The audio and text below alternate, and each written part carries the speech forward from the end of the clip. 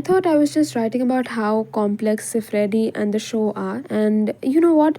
I was gonna write only one page on that, but my thoughts took over my hand, and soon it became 5 pages. So, yeah, I have to talk about this thing that moved me so much and mildly triggered me. Don't worry, I love it when art does that. I've been more strongly triggered before than this one. I guess I'll share about that too someday for sure.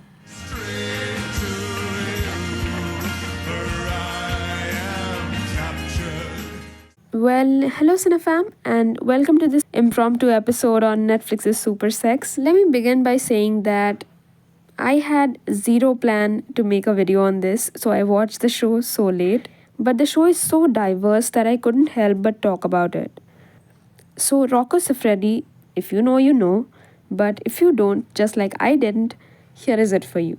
Siffredi is an award-winning porn star, eventually went on to become director and producer of several pornographic films. He is 60, married with kids, and has got a really tragic yet fascinating story of his life to share. So I'd be happy to tell you if SUPERSEX did justice in portraying all of it or not. For starters, he's a person who turned his adversities and circumstances to his strengths.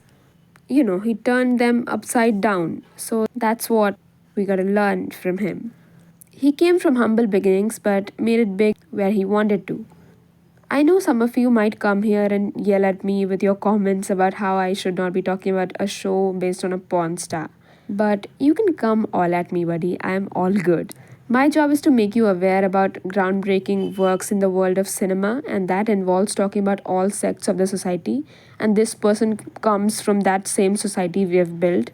So technically, I'm just doing my job, making you aware that a profound and interesting drama on a real life person is waiting to be seen.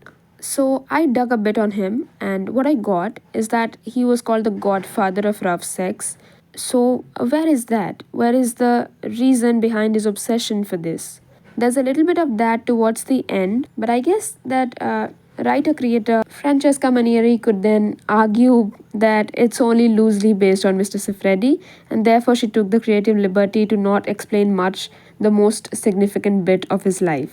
Francesca was also very vocal about how she wanted to dive deep into the core of masculinity through SUPERSEX, and I feel she did it to a huge extent. Only catch was that too much of the tumultuous and toxic relationship with his brother and sister-in-law was there, ultimately feeling dragged.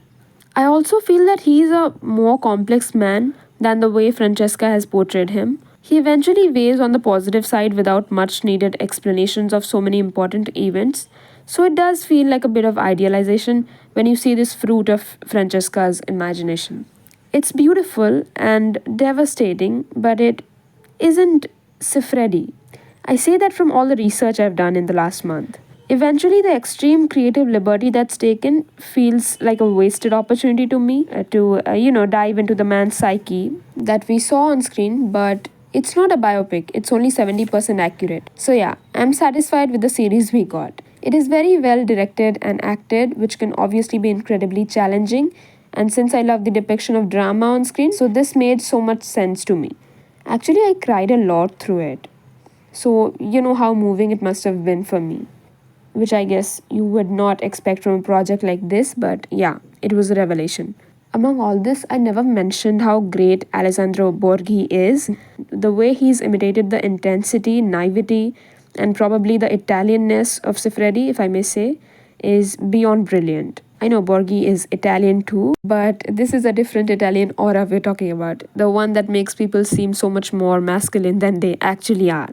It made sense to me in my mind. I don't know if I should have actually said that. Anyway, his chemistry with Linda Caridi is just crazy good, so electric and almost otherworldly.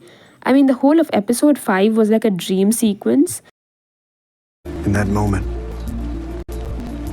she was my life. I mean, the unabashed passion and romance, as well as the strife in their relationship, is beautifully showcased in that single episode. Also, I would like to emphasize on the fact that it's always courageous to explore something so personal and complex like sex on screen. And this show has passed out the test quite fruitfully. But I also agree with you if you want to say that this could have been made to dive deeper into the innumerable problems of working in an industry or a job like this, but the way it calls out the society and shows that behind an addict there may lie a traumatic and abusive history like this one, it's just brilliant.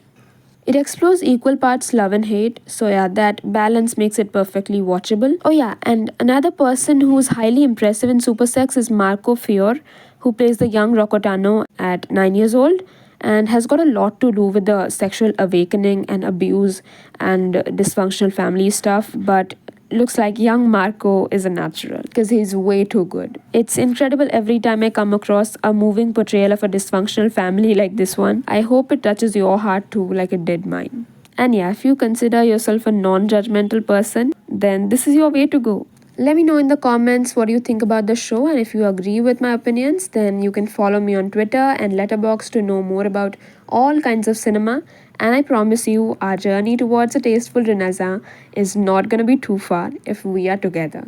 So subscribe if you like, and I'll come see you again with a new one. Thanks to each one of you for watching this.